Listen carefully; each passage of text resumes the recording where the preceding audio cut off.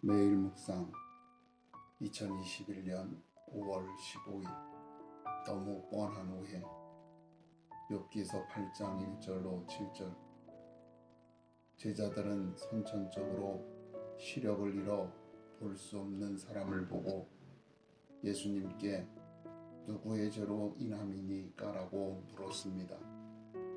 이에 대하여 예수께서는 그것은 부모의 죄가 아니라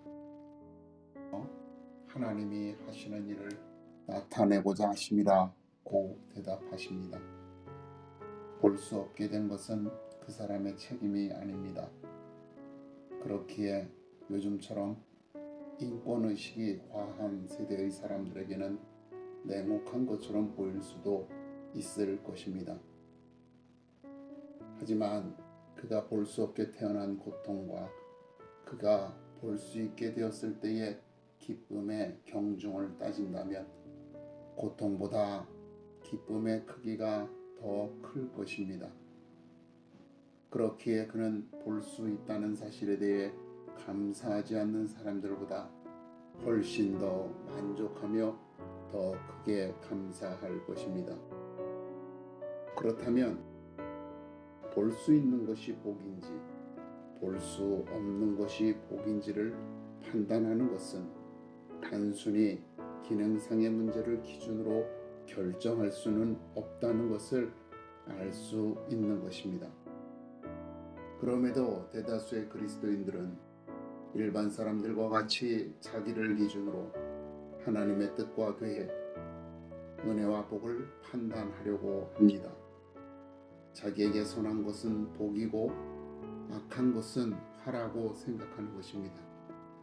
자기가 원하는 것을 이루게 되면 하나님의 뜻과 계획이라고 하지만 이루지 못하게 될 때에는 사단의 시험이라고 말하는 것입니다.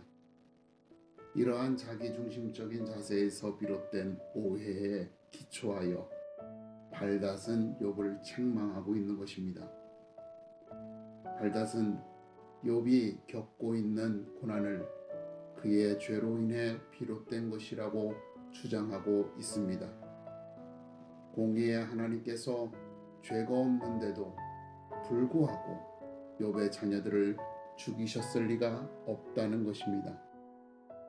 그러면서 이 사실을 인정하라고 강요하고 있는 것입니다.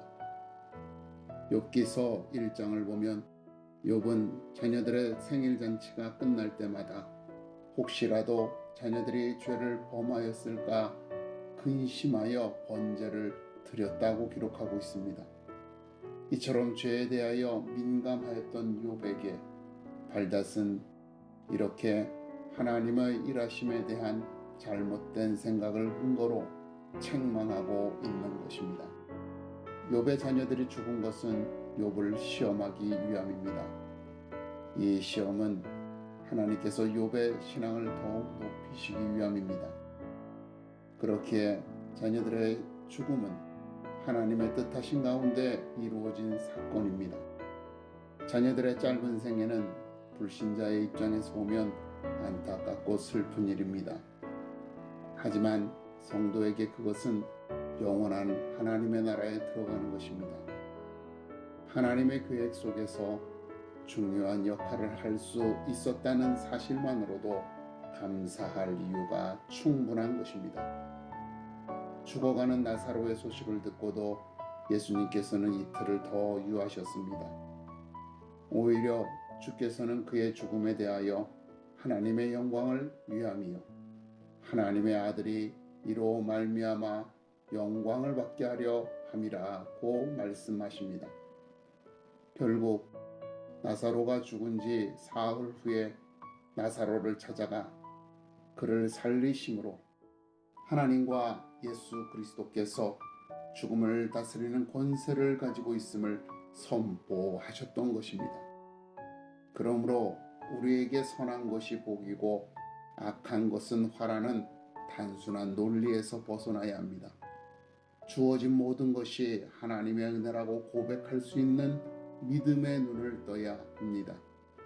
보잘것없는 인생이 크고 놀라우신 하나님의 계획의 일부분이 될 수 있음에 감사하며 즐거움도 고통도 기쁨도 슬픔도 행복도 불행도 모두 하나님의 은혜라고 고백하며 살아갈 때 매일의 삶을 하나님께 감사하게 될 것입니다. 오해의 깊은 늪에서 빠져나와 당신의 삶에 이 깊은 감사가 넘쳐나기를 축원합니다.